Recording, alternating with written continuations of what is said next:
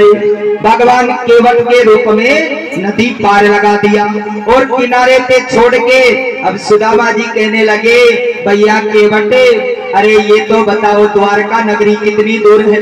कि बाबा ब्राह्मण देवता, जिस चाल से तुम चल रहे हो तुमको अभी लगभग 3 महीना और लग जाएंगे। धराम से वहीं गिर गए महाराज सुदामा जी। महाराज कन्हैया, मेरी बस की बात नहीं है 1 इंच भी चलने की।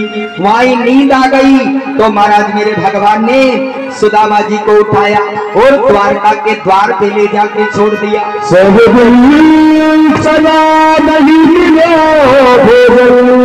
ये प्यारे पुत्र अति व्याकुल भयो कन्हैया, श्री कृष्ण यादव सुमरते एक वृक्ष नीचे सो गयो। तो महाराज भगवान ने तुरंत उठाया सुदामा जी को और द्वारका के द्वार पे ले जाके छोड़ दिया। सोचे कृपा निधि द्वारिका में, जय हो भक्त परिपिता पड़ी, में भेजी योग माया करी मंजिल करी।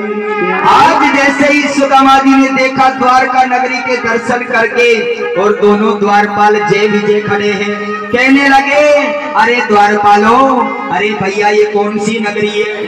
कि महाराज ब्राह्मण देवता, ये द्वारकापुरी है, कृष्णचंद्र महाराज की नगरी है। तो भैया तुम्हारो राजा कहाँ है? कि महाराज अंदर विश्राम कर रहे होंगे, जरा सो हमारा छोटो सो काम कर दियो, तुम्हारे राजा कन्हैया के दर्शन करा दो। कहने लगे द्वारपाल, महाराज ब्राह्मण देवता, हमारे राजा की नगरी में संत ब्राह्मणों को तो बिना अनुमति अंदर प्रवेश दिया जाता है, पर जरा हम जाके देख ले कि हमारे महाराज कहीं विश्राम कक्ष में तो नहीं पहुंच गए। जाके तुमको इतना सा कह देना कि तुम्हारा बचपन का यार है। और इस प्रकार से कहने लगे सुदामा जी कि जाके इतना सा कहना कि महाराज शीश पकान झका तन पे प्रभु जाने को आई बसों के ही रामा, अरे धोती फटी सी लट्टी दुपट्टी और पाई उपासन की नई सामा, अरे द्वार खड़ो द्विज दुर्बल एक रहो चकी सो बसुदाये अभिरामा, अरे पूछत दीन दयाल को था मैं बतावत अपनो नाम सुदामा। जैसे ही जय विजय जाके भगवान से बोले कि भगवान मैं तुमसे थोड़ा निवेदन करता हूँ, हमारे द्वार पे एक गरीब ब्राह्मण है आया है और उस पे न तो तन पे कपड़ा है, फटी सी धोती लपेट रखा है और नाम सुदामा बता रहा है। सुदामा नाम सुनते ही मेरे कन्हैया दौड़ के रवाना हो गए। सुदामा, अरे जल्दी अंदर ले आओ, खड़े होके इस प्रकार से कहने लगे। तो महाराज दौड़ लगाते हुए मेरे कन्हैया भगवान सुदामा को जाके गले से लगाया।